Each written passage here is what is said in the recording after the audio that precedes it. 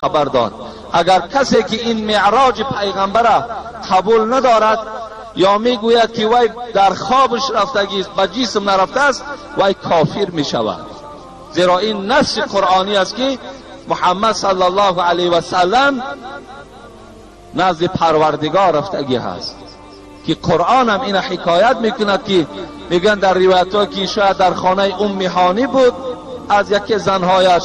بعضی روایت ها این است که بین حتیم، همون بین یک سنگی که در کعبه هست و بین خانه کعبه همونجا یک کاواکی هست، یک شادی هست، همونجا رسول اکرم صلی الله علیه و سلم با پهلو بودن، خواب بود. سبحان الذی اسری بعبده لیلا من المسجد الحرام، کلمه لیل استفاده می شود که لیل این شب را میگن عرب ها.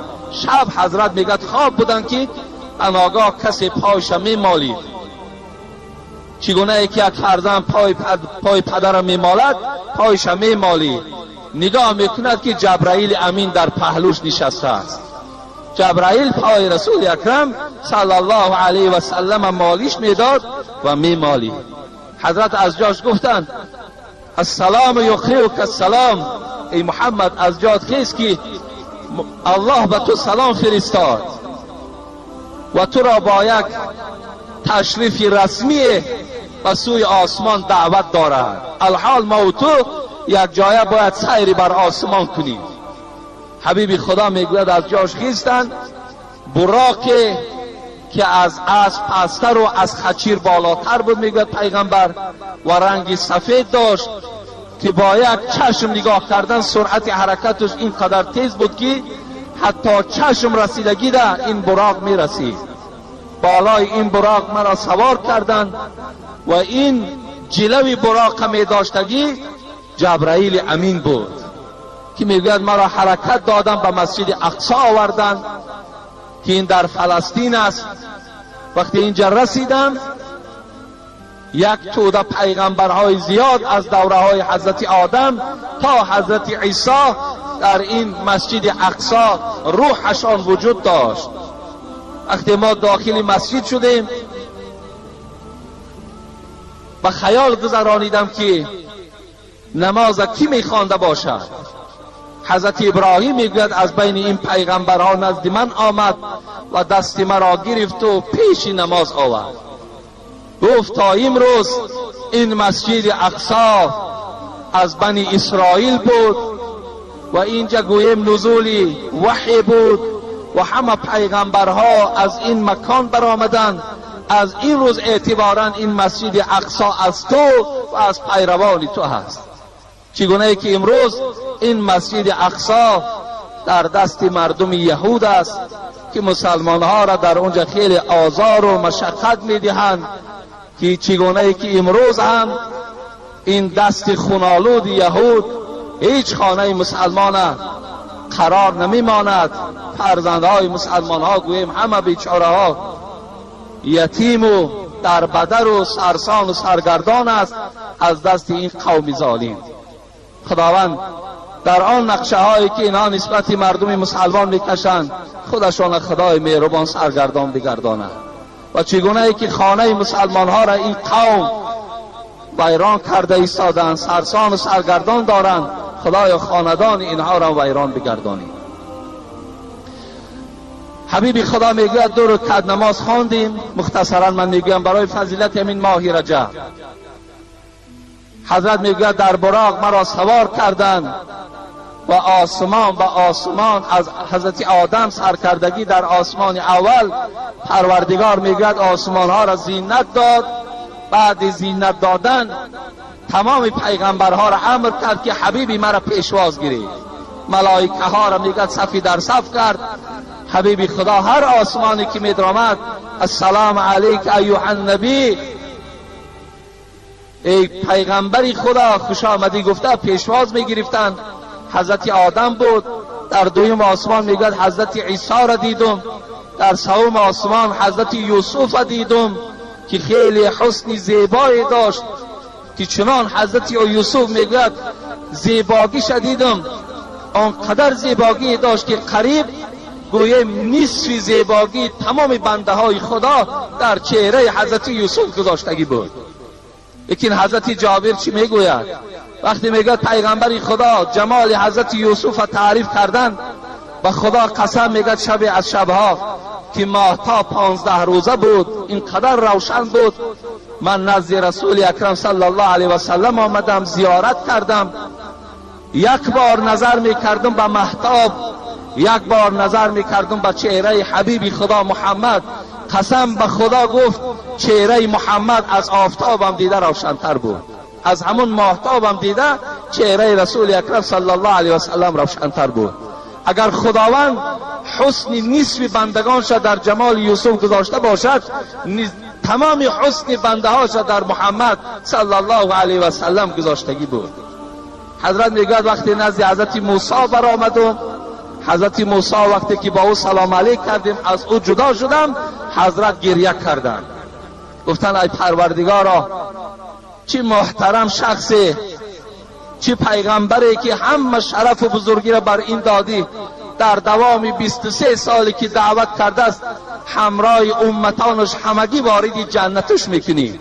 اینقدر دعوا و اینقدر دعوتی که ما کردیم، لیکن ما خود روز قیامت نجات میابیم و امتهای گناهگار ما وارد دوزخ میشوند.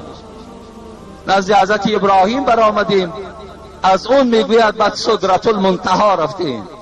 سدرت المنتهی مکانی بود که در پهلوش قرآن میگوید جنت واقع بود. وقتی در اینجا رسیده میگوید پرده های نور بود. وقتی پس نگاه میکنیم که جبرائیل نیست. بین تا آسمان هفتم میگوید همراه جبرائیل میگوید یک جایه بودیم. وقتی در این سدرت المنتهی رسیدم نگاه میکنم محمد میبینم جبرائیل نیست در پهلوی ما. پرسان کردیم ای جبرائیل آیا این مکانی هست، آیا این وقتی هست که تو دوست در اینجا خالی بگذارد؟ حضرت جبرائیل چی گفتن؟ گفتن ای محمد لو تقدمت شبرا لاحترقت، ما برای خود یک مکان خاصه ای داریم، اون مقام توست. قسم به عظمتی پروردگار گفت اگر به مقدار یک مورچه پیش روم 600 بال مرا همین تجلیات الهی می سوزاند، دیگر ما پیش رفتن نمیتونیم گفت، اون پیش دیگر حق توست. حتی پیغمبر خدا گوییم به مکانی رسیدن که یک مکان نور بود، با پروردگار سلام علیک کردند، چی گفت و گزار کردند. مختصرا میگردیم، ما سوال ها زیاد است.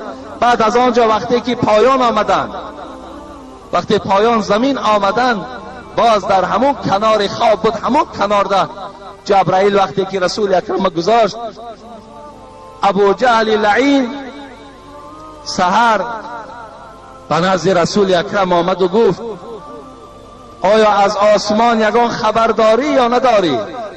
از حساب تمسخرانه وای به خاطر گوش کردن سخن آسمان نبود، فقط مذاق میکرد، فقط تمسخر میکرد. آیا از آسمان یگان خبر داری؟ رسول اکرم صلی الله علیه و سلم گفتند ای ابو جهل، گفتند امشب من از همین مسجد مکه مکرمه و مسجد اقصی فلسطین رفتم. ابو جهل میگه چنان خنده کردند، گفتن همین 6 ماهه مسافه ای که بین مکه و بین فلسطین است تو همین شب رفتی؟ گفت بله همین شب من رفتم. گفت خنده کنان میگوید، خنده کنان به خانه ابوبکر صدیق آمد. رسول را استونی حنانه بشناخت. مولوی رومی در زیر همین آیت میگوید پیغمبر یک چوی خرما شناخت. بالا یک چوی خرمایی که می برآمد و مردم موعظه میکرد، وقتی اون چوی خرما را ترک کرد و بالای منبر دیگر برآمد، همان چوب خرما گریه کرد که پیغمبر خدا تا امروز بالای من می برآمدی، چی شد که امروز ما از پای مبارک تو محروم شدیم؟ همان چوب خرما میگد مثل کودکی که برای مادر گریه میکند همون گریه میکرد. مولوی میگد رسول را استونی حنانه بشناخت، ابو جهل آدمی و دشمنی ساخت. و یا چوب شناخت، لیکن ابوجهل آدم بود و نشناختش. دوان خانه ابوبکر آمد برای که در دل ابوبکر شبهه اندازد، دل ابوبکر دو دیله کند. آمد در ابوبکر تق تق کرد، ابوبکر. حضرت از داخل صدا دادن چی میگویی؟ گفت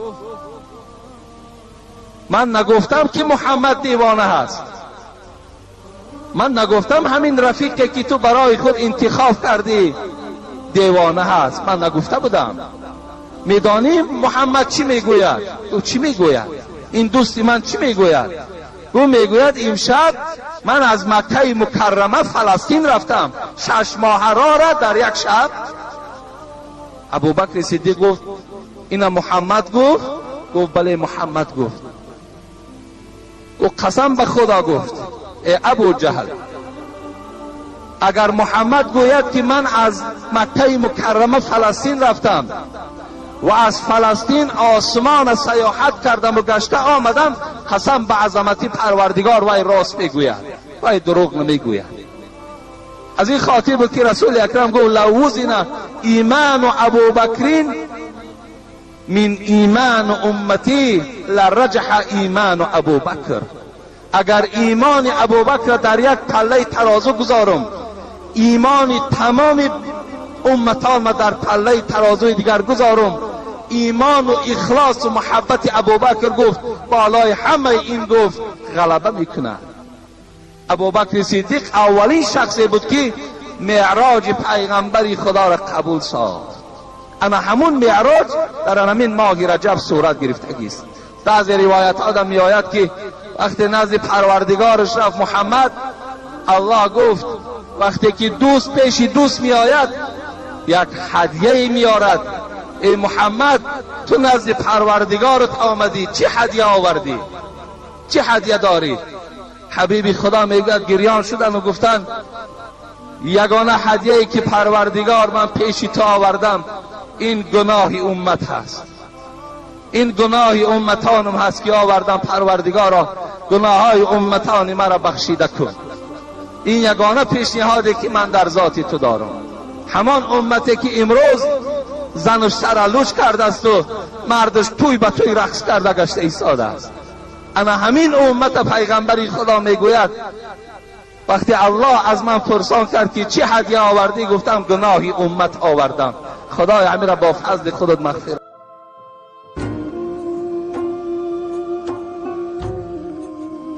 پیغمبری خدا گفته بود است که در شب معراج وقتی که من نزد پروردگار خود رفتم و با پروردگار خود وقتی ملاقات کردم، خداوند بالای من 50 وقت نماز را فرض گردانید. 50 وقت نماز هدیه داد. خداوند این 50 وقت نماز در دست رسول اکرم داد که اینو برده بر امتانت میرسانی و 50 وقت نماز را در یک روز میخوانید. انس ابن مالک میگوید که پیغمبر دوام دادند این حدیث را گفتند فرجعت حتی مررت بموسی علیه السلام.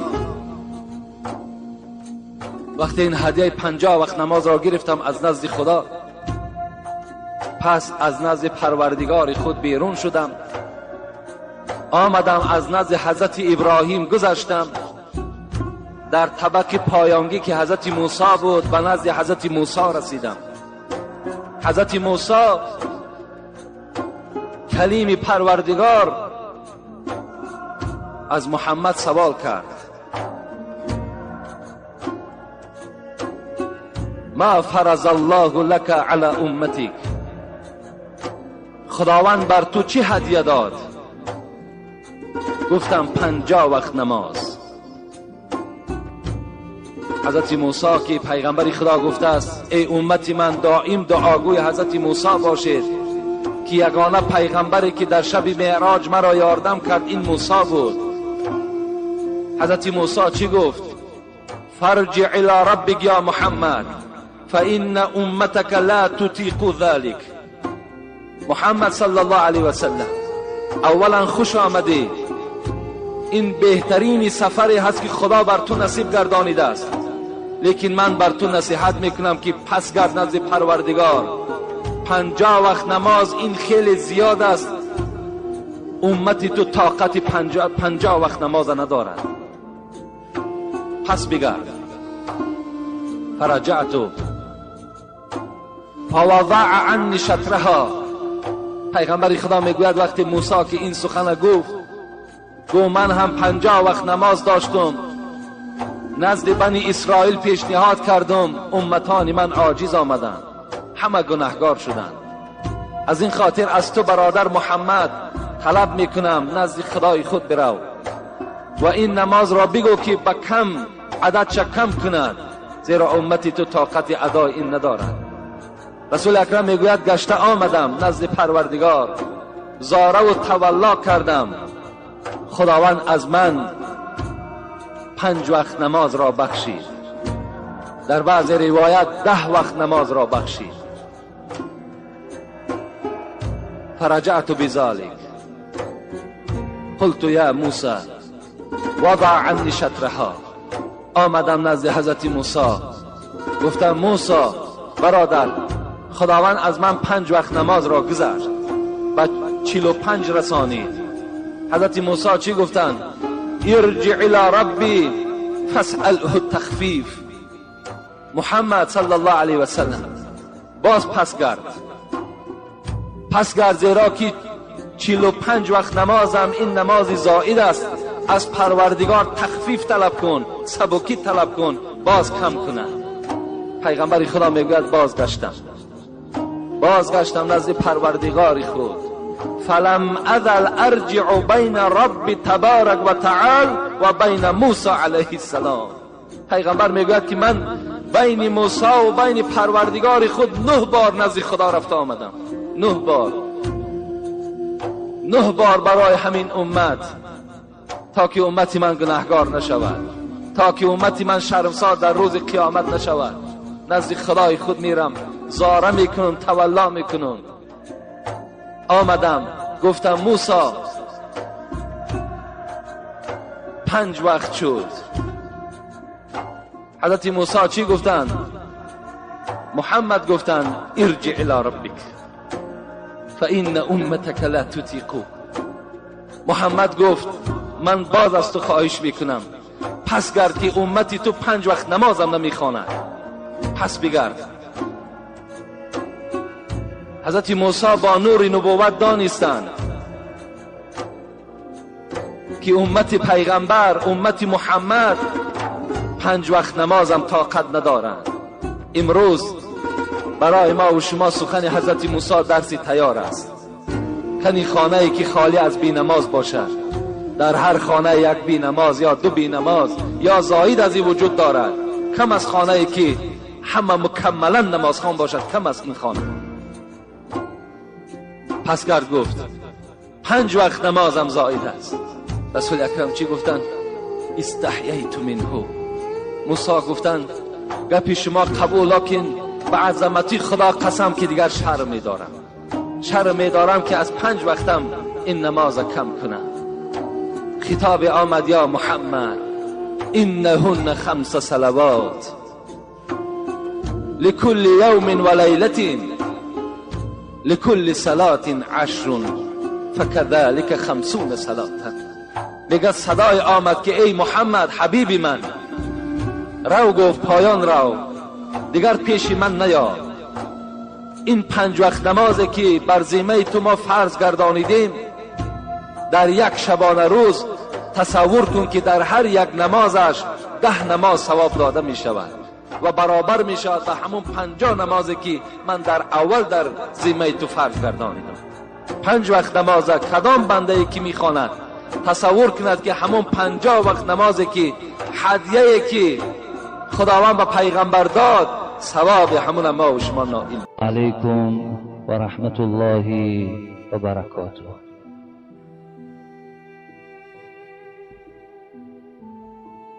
بگفت گر با خدا باشی مخور غم.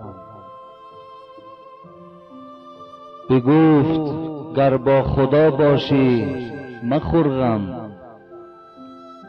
به چشم خود میار از وهم دلنم. کسی را که نگه دارنده شد هو، کسی را که نگه دارنده شد هو، نمی گردد خیانت تار یک مو. قال الله تبارك وتعالى يا ابن آدم ثلاثة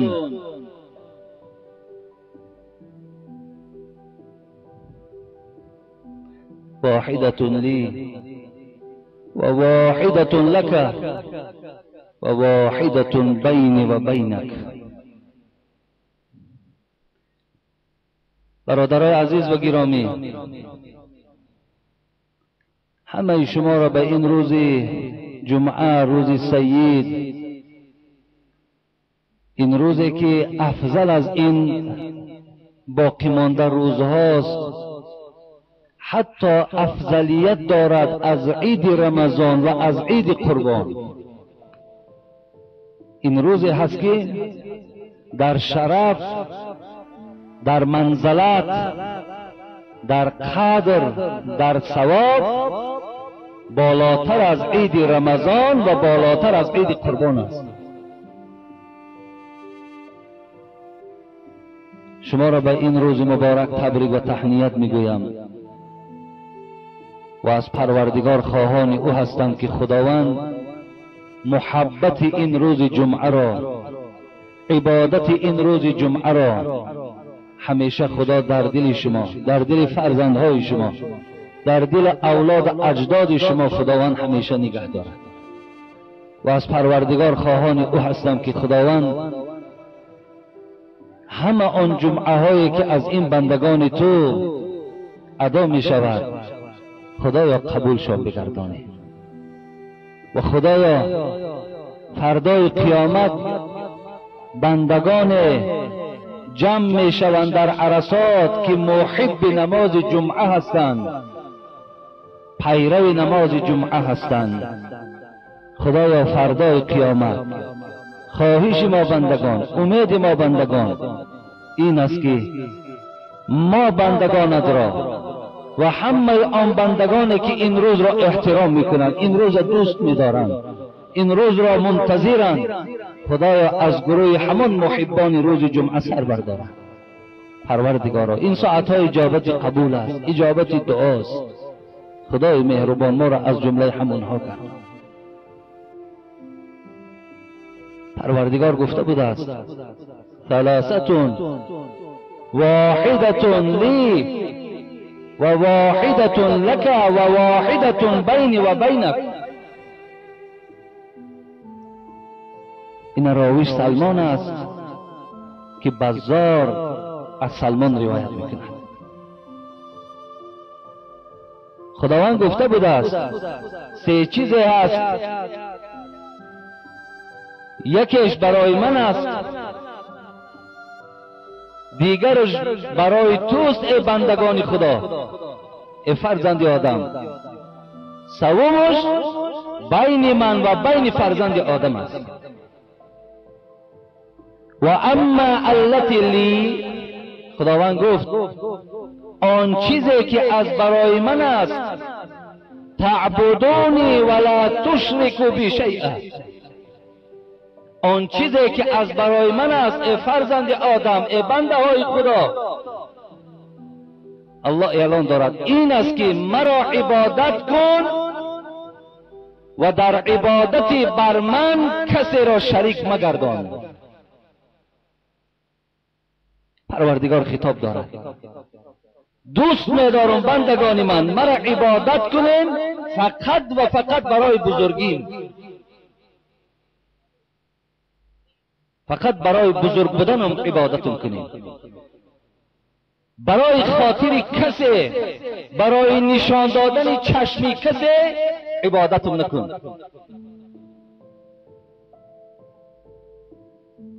شاعر میگفت چو به سجده سر نهادم،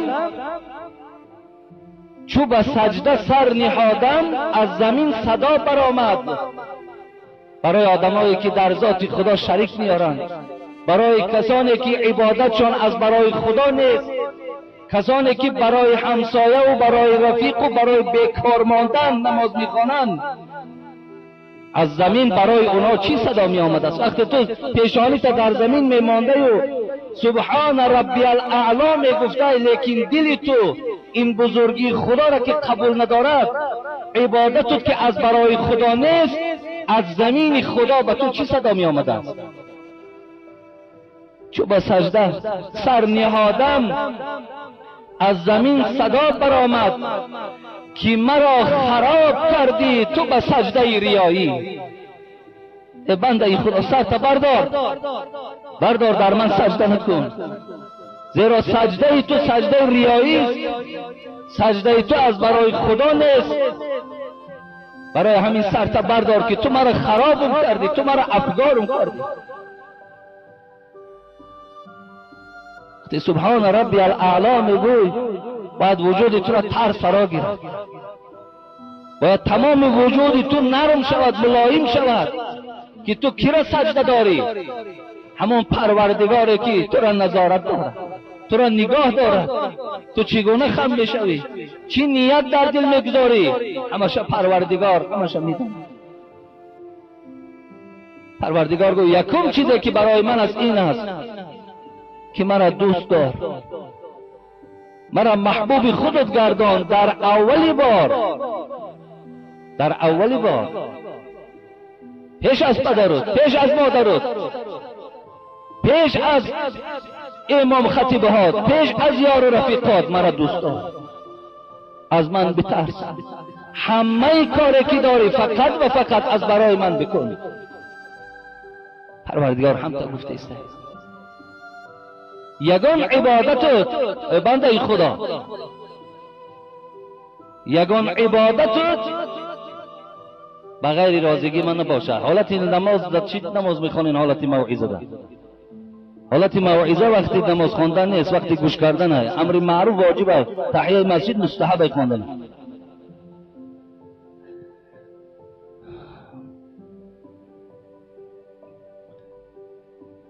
گفتن پروردگار که شریک نیار در من شریک نیار. هر عبادتی که میکنی از برای من بکن، فقط و فقط برای رازگی من بکن. این برای تو فایده آوری در آخرت است. و اما التی لک، ببینید یکم چیزی که ما فهمیدیم، آن چیزی که برای خدا بوده است چی بوده است؟ همین بوده است که ما عبادت هامون خاص برای خدا کنیم، برای نمایش نکنیم، برای گفتی حاضره اصطلاح های حاضره برای رکلام نکنیم، فقط و فقط برای خدا کنیم، برای نشان دادن نکنیم. دوم، و آن چیزی که از برای توست، فما عملت من عمل الا جزیته به. خداوند گفت آن چیزی که دوم چیزی که برای تو از ای بنده خدا، هر عملی که میکنی من در عمل تو موافق عمل جزات میتونم، موافق عمل پیشگاه خدا. عمل خیر کردی پاداش خیر است، عمل ناجور کردی ناخوب کردی پاداش بد منتظر شد. و اما التي بینی و بینک، اما آن چیزی که خداوند فرمود بین من است و بین توست، اون چی است؟ پروردگار گفت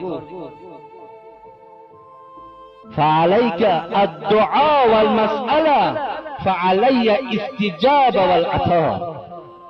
سیوم چیزی که بین من و بین توست ای بنده خدا این است که تو دعا کن، بپرس و بر من این است که من قبول کنم و برای تو عطا کنم. بین ما و بین پروردگار چی بوده است؟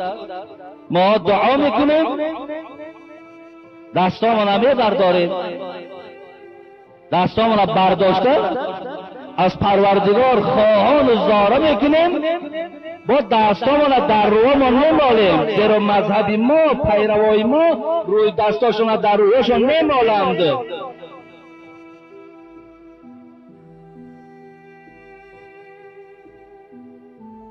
از شما پرسیدن است، خواهش از زاره است، از ما اجابت است و عطا کردن آنچه تو میخواهی.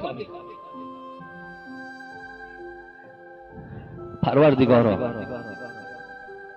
اولا برای همه ما توفیق و عنایت، برای ما غیرت،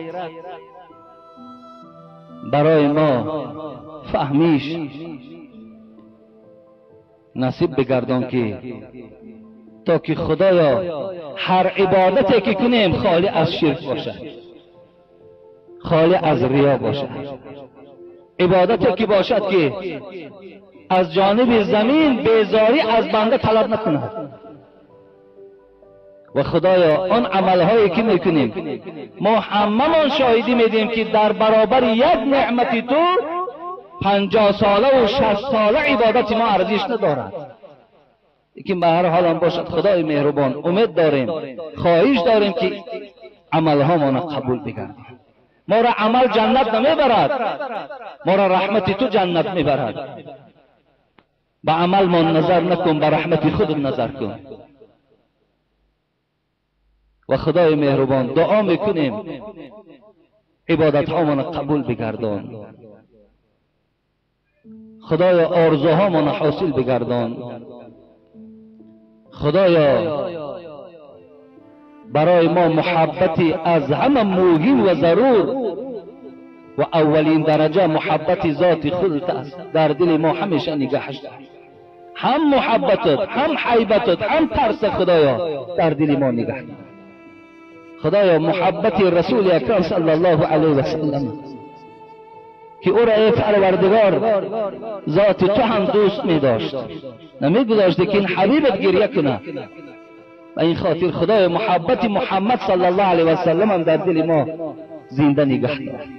ما را خدای پیروی رسول اکرم صلی الله علیه و سلم بگرد. خدایا گذشتگان ما را رحمت و مغفرت کن. خدایا بیماری های ما را شفای کامل نصیب بگردان. خدایا مسافرهای ما به عذاب نیستند، به مشقت نیستند، همه درد و غمشان دور و مرادهاشان حاصل و صحت و سلامت خدایا به خاندانشان برسد. خدایا جمهوری ما را آباد نگه دار. خدایا در جمهوری ما هم همه بدبختی ها، همه کشمکشی ها، همه نافهمی ها را از این جمهوری ما برداشت بگیر. یک دلی و یک فهمی و انصاف و عدل خدا در این جمهوری ما حکمران نگه دار. ربنا افتح بيننا وبين قومنا بالحق وأنت خير الفاتحين آمين يا رب العالمين. شیخ احمد رحمت الله علیه خدا رحمتشان کند، دوستای خدا چه عذابهایی میکشیدن، بازم همین قدر عبادت ها باز اونا ترسان بودن، از خدا میترسیدن، از خاتمه شان میترسیدن که اونا یک لحظه به یاد خدا نبودن. و بالا 8 جنت فوق گردون، به زیرم 7 دوزخ ماند و بیچون. شیخ احمد که خیلی شاگردای زیاد داشت، حضرت شاگردا را درس میگفت، وقتی که شاگردا نزدش آمدن که استادشان گریه دارد در حالت گریه دریابش کردن و حضرت پرسیدن ای دوست خدا ما میدانیم که چشمات سرخ تو شب هم خواب کردگی نیستی، تو شب هم در نماز تهجد بودی، تو شب هم قرآن خوانی کردی، سحر هم وقت شیرینی خواب از خواب تا حرام گردانیدی و ما را درس میگو. اما تو را بار نمیبینیم که در کوچه و نمیبینیم که یک لقمه حرام استفاده بری. این گریه بهر چیست؟ برای چی گریه میکنی؟ حضرت در گپ در آمدن، در سخن در آمدن، گفتند به بالا 8 جنت فوق گردون، به زیرم 7 دوزخ ماند و بیچون. بیاسایم چگونه در میانه، بود لازم به من فکری شبانه. ای دوستای خدا گفت ای بنده های خدا، این دلسوزی استاد شما، این غم و غصه استاد شما معنای این دارد که بالا به 8 جنت در زیر پام 7 دوزخ. این شیخ احمد در بین حرب این خواب است، ندانم اهل پستم یا که بالا، چه آید حکم از عز تعالی. آخه من نمیدانم که اهل پستم یا اهل بلندم. من نمیدانم که وقتی که خدا این پیکی پروردگار ملک الموت روان میکنه و جان این شیخ میگیرد، مرا بالا میبرن یا پایان میبرن. من اینشا نمیدانم. چون این گفت آن جگر خون گریه‌ور شد، کشید آه مگر خونی جگر شد. حضرت اینا گفتن و میگد آه کشیدن و داد گفتن که وای به حال خاتمه من، خاتمه من چی میشد باشد. از خاتمه هاشان میترسیدن. دوستای خدا فکر خاتمه رو میکردن. خدا کند که همون توفیق شیخ احمد و همون هدایتی که شیخ احمد یافته بود، خدا یک ذره حقلا دانه گندم بر این ایمان همونا را در ما وصل کند. خدا در ایمانهای ما همونا را کلی کند، شیرش کند، چسباند که ما هم مثل همون دوستای خدا لذت عبادت خدا را چشیم، لذت عبادت خدا را بریم.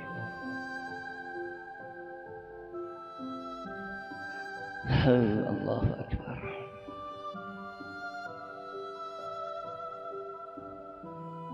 امشب شب قدر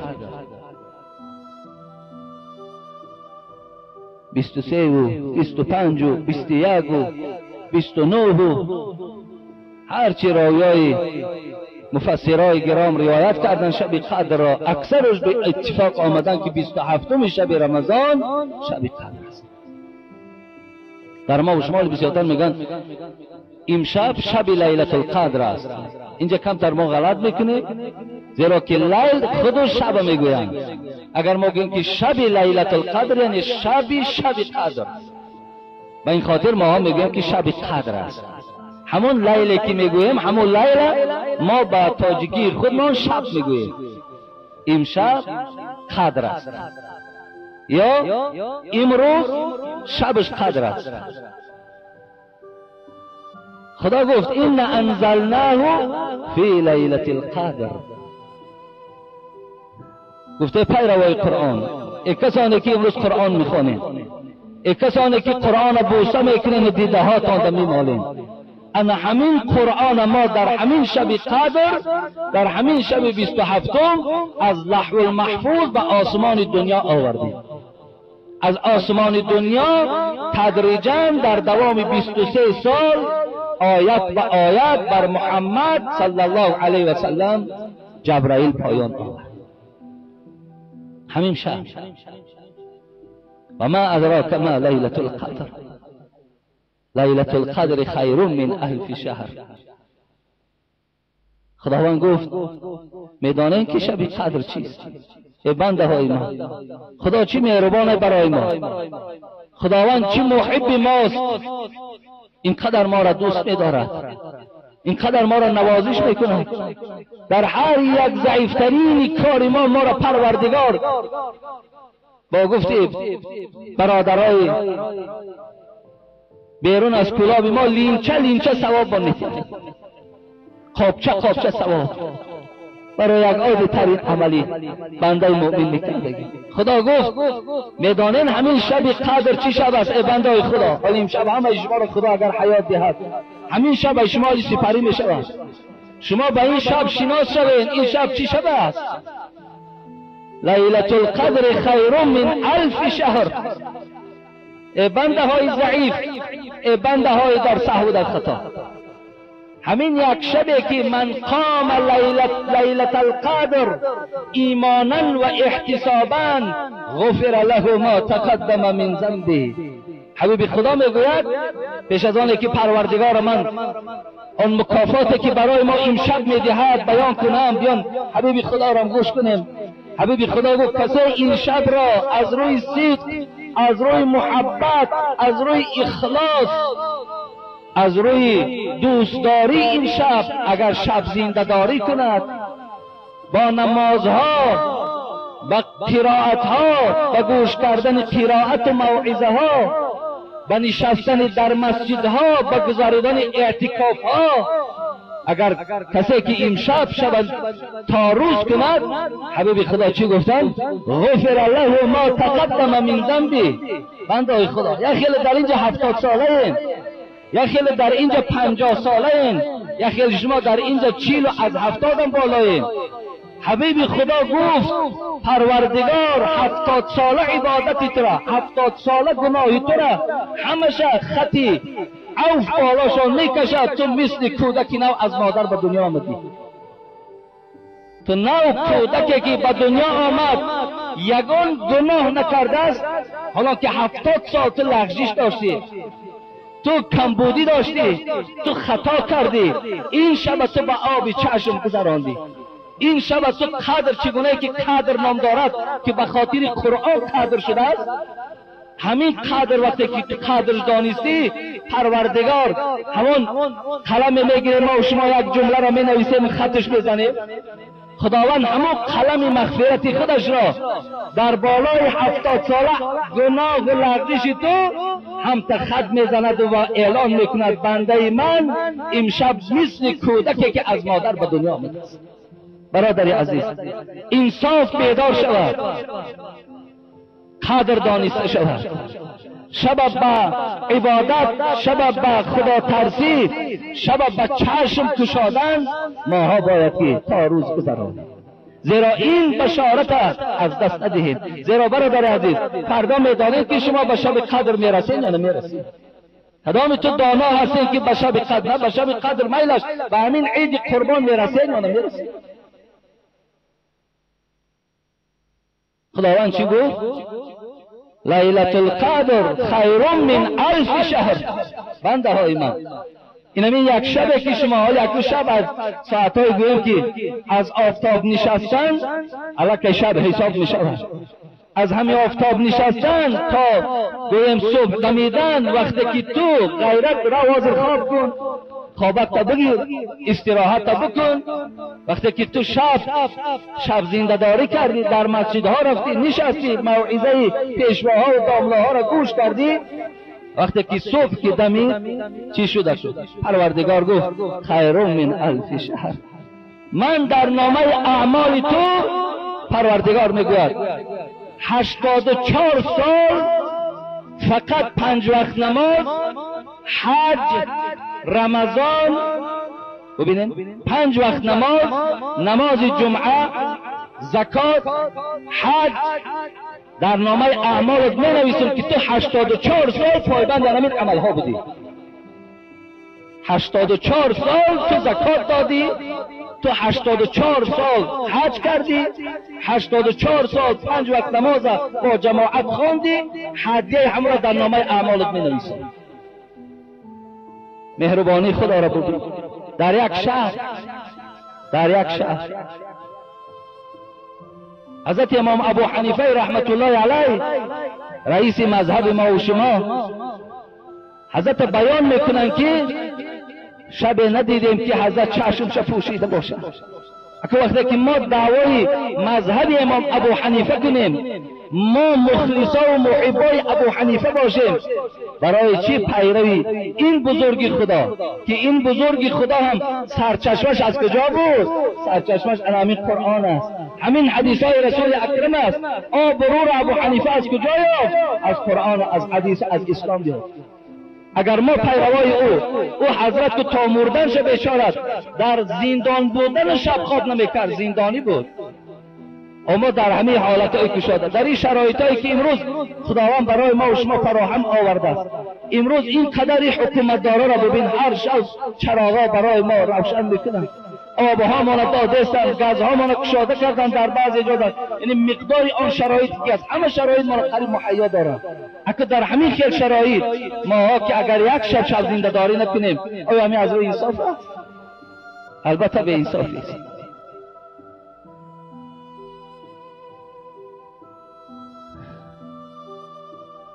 لیلة القدر خیر من 1000 شهر.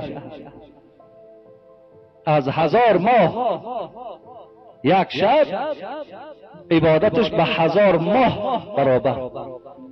که من این را حساب کردم به حسابها قریب 84 سال داد. تنزل الملائکه والروح فیها باذن ربه من کل امر.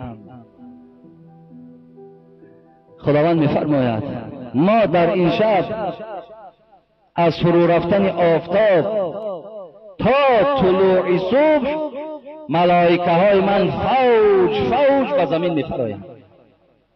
ملائکه های رحمت خدا امشب فوج فوج توده توده بالای این زمین ما و شما را میپرایند. سلام هی حتی مطلع الفجر. خداوند گفت این ملائکه هایی که من میفرستم، این لشکرهایی که من دارم، اینها را وقت میفرستم فقط وظیفه اینها این است بنده خدا، وظیفهشان این است که در کدام خانه که کسی که شب زنده داری دارد، کسی در کدام مسجد نشسته و این پایبند عبادت است، این ملائکه ها با وی نظر میکردند و میگفتند السلام علیکم و رحمت الله و برکاته. هر یک فرشته رحمت با تو سلام میگوید، با تو سلام میگوید هر یک فرشته رحمت. و این خاطر من آغاز این صحبتم از تحلیل این آیت قرآن شروع کردم، به خاطر که امشب ما شب قدر میگوییم. امشب را باید که ما قدردانی کنیم، امشب را عبادت به جا بیاریم تا که آنچه در اول بیان کردم اگرچه یک مختصر است، اگرچه این خیلی سخنهای زیاد در اطراف این شب است، لیکن گفتی همون محمد صاحب ایرانی یک نکته بس است اگر شعور است، ورنه چو چراغ پیش کور است. برای آدمی با فهم همون یک نکتهشم انشاءالله بیدار کننده است، همون یک نکتهشم انشاءالله تأثیر بخش است. خدا خواهد ماها اگر شب زنده داری کنیم، خدا خواهد ما و شما ثواب خیلی بیش میگیریم. همینجا برادرها یک نیت کردن، حاضر من پیش از آنی که حدیث گویم برای همین ساختمان نوی که گفتم آغاز می شود، همین مکتبی که هست خیلی تنقیسی ها هست، گفتن که همین یک از برادرها خیلی کم و بیش چیزی که داشته باشند جمع کنند و بعد رمضان خدا خواهد که همه کارها تخت شدگی هستند، خدا خواهد کار شروع میکنیم. که از مورچه مدد گفتن چیزی که از دستان می آمدگی باشد، امکانیتاتون باشد و کسایی که شرایط دارن اکو چیزی که در همون کیسه آورده همش پرتو شرایط دارد، لیکن کامل که به شرایطی مثلا نداری شرایط هیچی هم نتی، فقط به دل دعا کو که خدا همه کارا به خیر انجام بیاورد که فردا برای راحت ما و شما هست. خب همینش هم انشاءالله بسنده برای ما.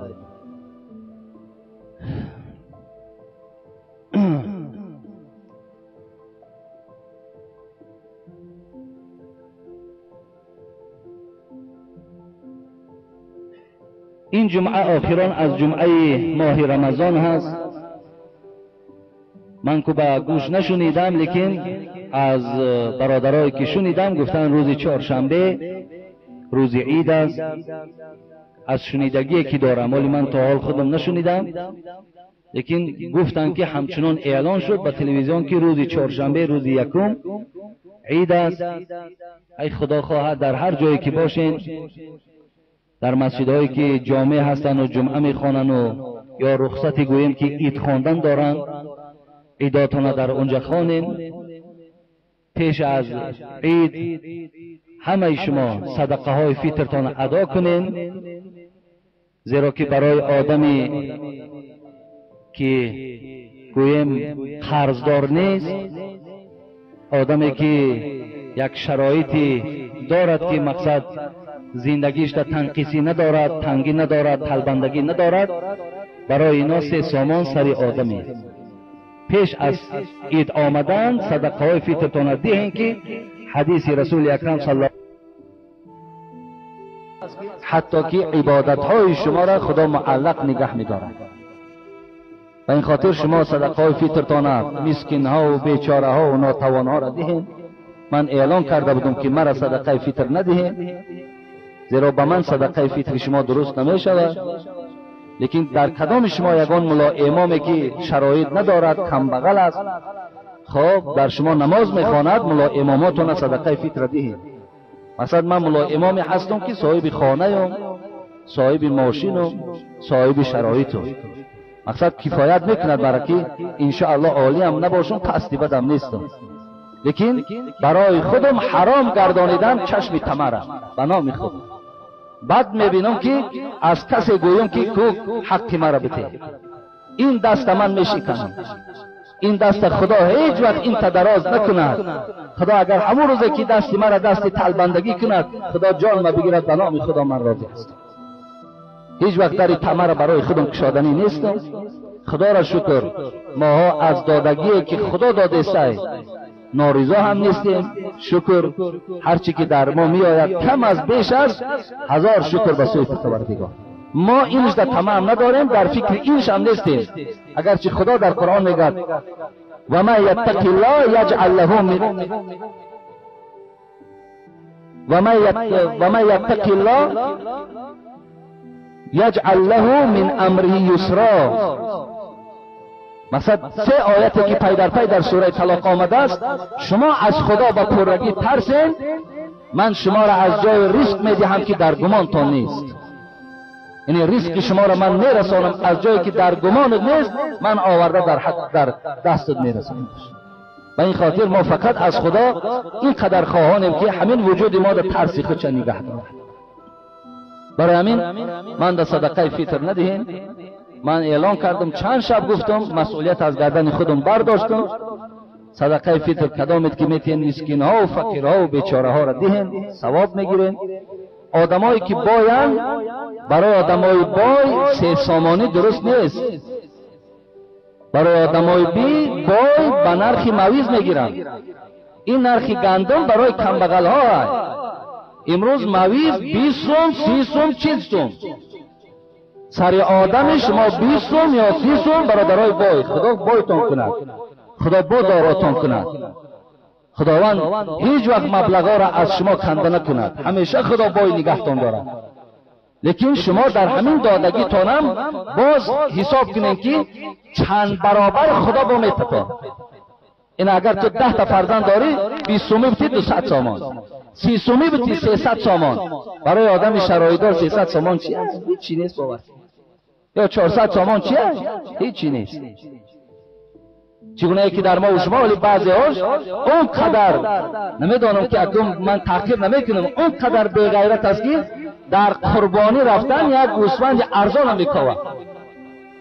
باید خدا بایش داده، $100,000 داده، $200,000 داده، میرود در بازار کجا ده همه یک گوسفند همون روسا داخل میگه، همون یک خرابی همین تا گویم میبینده که همون چین چاکش میگه، همون را میگیره میاره. عیب به نام خدا، عیب گناه ہے. ما دیدیم آدمای بای برزگاه میکشتن، زود تا 3 تا برزگاه قربانی میکردن. در پاکستان وقتی که ما تحصیل میکردیم، همون مسیحی که ما در پهلوش خواب بودم، یک همین تا گویم که اگرات میگیم، که گویم با اصطلاح امروزه میفهمیمش، یک اگرات کلان داشت. بعد بای ها ماشین های کلانی همون کمزده می آمدن. با خدا قسم تا 5 تا را میفراورد. یک آدم بای 5 تا برزگاوی که او برزگاو نکم ای 300-400 کیلو گوشت داشتن. می آورد میفراورد، میگو که این قربانی است. تقسیم کردن گوشت نمان، نمیوان آدمی که گوشت تقسیم کنند. اینمی برای ما دانشجوها 10 کیلو 20 کیلو میگرفتیم. خب دیگه ظرفا پر بشید، میرفتیم اونجا در ماندگی کسی نمیگیره. ببین برای همین قربانی ها را شما میدانید که روز قیامت شما در قربانی هاتون سوار میشید، این پول صراط میگذرید. همون قربانی چقدر با قوت باشد، چقدر زیبا باشد، چقدر بوزبله باشد، همون خوب نیست. برای همین این صدقه فیتر تانم برادر عزیز و گرامی اکو 3 سومه و 5 سومه نباشد، کنین زیادتر کنین پیش از عید. صدقه های فیترتان یک روز یا 2 روز پیش ماندن که مردم ما 2 روز یا 3 روز پیش ماندن خرید چه میکنند. برادر عزیز در دستک شما مبلغ بده، همین مبلغش بده که خیامو بیچاره خیلی مبلغ ندیده باشه، همین مبلغی که خرسندش کنه، نمیشه که خودت خرسندی خدا داد از در برکت پول وقتت خوش ای وقتی اورم خوش کن. ان شاء الله دعا میکنه الله میگه انفق ينفق عليك، اوته آن قدر میتون که رنگ تو لرزیده نه، آن قدر میتون که خدا دیگر حساب شگو میکنی. برای من برادر عزیز و گرامی صدقه دادن هم انشاءالله این ثواب دارد، پاداش دارد. علاوه خصوص برای برادرای با شرایط گفتم، برای کسایی که قرضدار نیستند، شرایطهای میانه زندگی دارند، 3 سامان شما جدا کنین که باز در عبادتاتون یگان کمبود و یگان ناقص پیدا نشه. با کی را دستگیری میکنی؟ اول از خواهرات سر کن، از برادرات سر کن، از عمک و از خاله و از اولادات سر کن. خب اونا هم که اگر به شرایط خوب دائم که نگاه میکردگی باشه، همسایه‌ات نگاه کن. مقصد اگر ای صدقه فیتر هم زیاد هم که دادی گناهگار نمیشه. مثلا حساب کردی که صدقه فیتر همگی 200 سامان شد، اگر 500 سامان دادی خوش به حالت. زیاد هم که دادی در زیاد دادن زیاد میاوی، زلال نمیکنی.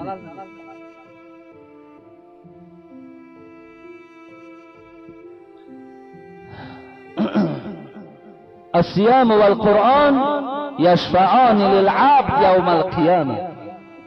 انا من برادرای عزیز این سرجمعی که در این جمعه ما و شماست که مهمان ها از تمام گوشه و کنار حضور دارند، باز این جمع شویمان با جمعه آینده که دیگر رمضان نیست، می شود نمی شود، من یک بیانی دیگر دارم که همین روزه که شما داشتین لبهاتان خوش، حلقهاتان خوش، روز دراز شما به طعام و به شراب نزدیک شدن میتونستین، همین روزه را پروردگار همراه با همون روزدارایی که قرآن میخواندن، کسی که هم روزداره و هم قرآن میخوانه، خانه کشته که بیکار شوه ویم که از تلویزیون همو رزیدکش میکنه میمانه و لوحه در پیشکش کشاده میکنه و این تلویزیونی که بهترین تلویزیون که نور تو را زیاد میکنه، بختی تو را دختر باشی سفید، بچه هم باشی سفید، آینده تا درخشان، ذهنک تا کشاده، اقبال، آبرو، قدر و قیمت که در همین است. وقتی این لوحه کشاده خان انا کو ببینیم الصيام والقرآن يشفعان للعبد يوم القيامة. روز قیامت انا همین روزایی که داشتیم و همین قرآنی که خواندیم اینها زبان داده می شوند. زبان چگونه که دروازه ریان بود در جنت که روزدارا را فریاد میزد، همین ماه رمضان خداوند به جسم و مجسمش یک جسم در مبدلش میکنه، یک صورتی زیباش میته، شاید یک گویم مردکی خوشروی زیباش میکنه، مردکی گویم که مردکی هم ریشداری، همین یک جلدداری گویم سلک در تاری سرش خوشروی زیبا در میدان قیامت راستش میکنه. قرآن هم همچنان. بعداً از اینا میپرسد چی میخواهیم؟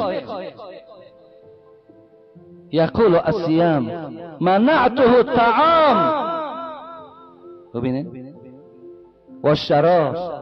پروردگارا تو میدانی که این بنده تو در سال 2008 در همین ماه مبارک رمضان، ماه سپتامبر، یک ماهی که روزه بود، روزه گرفت، روزه میگرفت، روز دراز تماما با منهیات تو، با اون چیزی که نادرست بود نزدیک نمیشد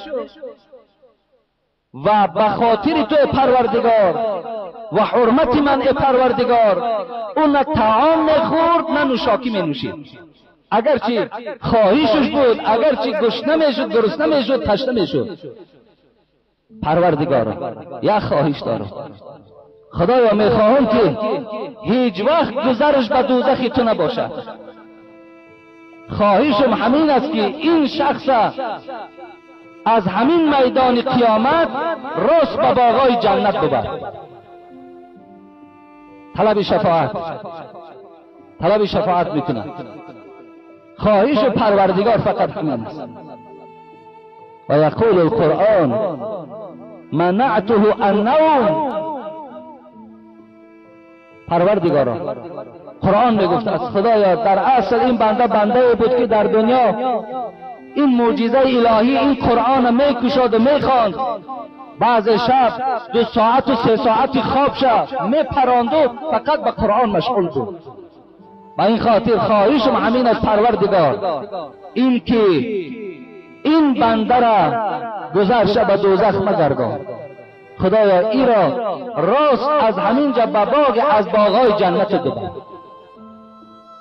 قرآن و ماه رمضان طلب شفاعت برای ما و شما در روز قیامت میکرده است. ببینید چه بزرگی های ما و شما روبرو شدیم. هزارها شکر که خدا در همین ماه مبارک جان ما قبض نکرد. خدا را شکر که همین ماه را ما و شما پر روزه گرفتیم. میدانم البته بعضی همان با تنگی ها روبرو شدیم، بعضی همان با جنگ و جنجال ها روبرو شدیم، بعضی همان با بعضی مشکلات های روبرو شدیم که خیلی در این ماه این طرف گرسنگی و تشنگی و این طرف این مشکلات هامان، لیکن بازم همه این که روزه را داشتیم یقینا در روز قیامت ماهی روزه پشتیبانی از تو میکنه. قرآن پشتیبانی از تو میکنه. الصوم جنتون. حبیب خدا میگفت ماه رمضان این برای شما سپر است. چگونه سپر؟ من النار کجنت احدکم من القتال. چگونه که یک آدم در جنگ سپر میگیره و در یک دستش نیزه برای محافظت خودش، انا همین روزه ها در روز قیامت شما را سپر میشوند. سپر میشود شما را از تمامی آن مشکلات های قیامت. سپر چگونه است؟ بنده را دائم محافظت میکند. انا همین روزه را خدا به سپر مبدل میکند، پیش راه تو را میگیرد که تو هیچ سختی در دیگر روبرو نمیشی.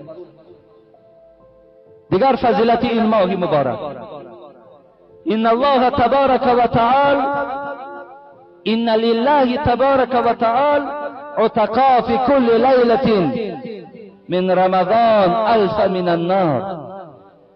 دیگر بزرگی این ماه مبارک این بود است که برادر عزیز و گرامی، هر شب رمضان خداوند از دوزخ همو بنده هایی که در دنیا هم ایمان داشتن و اینا امروز ببین بعضی آدم ایمان داره نماز میخونه زنا میکنه، بعضی آدم ایمان داره و نماز میخونه دزدی میکنه، دروغ میگه، خیانت میکنه. خب وقتی که خداوند قهرش بیدار شد و این گونه مؤمن ها را وقتی که دوزخ میبرد در ماه مبارک رمضان هر شبش 1000 آدم دوزخی را از دوزخ میگیرد در جنت جای میکند. هر شب رمضان ببینید هر شب رمضان چی میکرد؟ 1000 آدمی اینا که تا امروز 27000 پروردگار خلاص کرد. 27000 كان آخر ليلة اعتق الله بعدد ما مضى. حبیب خدا گو وقتی که شب آخر می شود، اکو شب آخر رمضان، پروردگار مهربانیش جوش می زند و تا شب سیوم اکو 30,000 خالی کرده بود. شب سیوم باز گویم با اصطلاحات موزه با امنیستی می شود، باز 30,000 دیگر در آخر شب پروردگار باز خلاص میکنه. هر شب 1000 30 تشید، آخرش در باز 30,000 دیگر 60,000 دوزخی. هر یک ماه رمضان پروردگار از دوزخ به خاطر این ماهش خلاص میکنه. این از درجات رمضان، این از فیض رمضان، این از برکات رمضان. رمضان خوش آمدید، رمضان بسیار خوش آمدید. ما اگر چنده که شاید در تو بی‌پروایی کردیم، شاید در تو توجه هم نکردیم، شاید دلسوزی هم کردیم لیکن کم کردیم، روز قیامت شفاعت از جانب ما شد، سپر از برای ما شد. اگر چند ما خیلی امید از پروردگار من داریم که خداوند ما را مورد مغفرتش قرار میده. پروردگار عاقبت ما را بخیر کن، ایمانا ما را با سلامت نگه دار. این ماه مبارک خدا از ما قبول بگردان. برکات و شرف این شب قدر در نامه اعمال ما کتابت فرما و تا رمضان دیگر خدایا همه جمعیت ما، همه مردم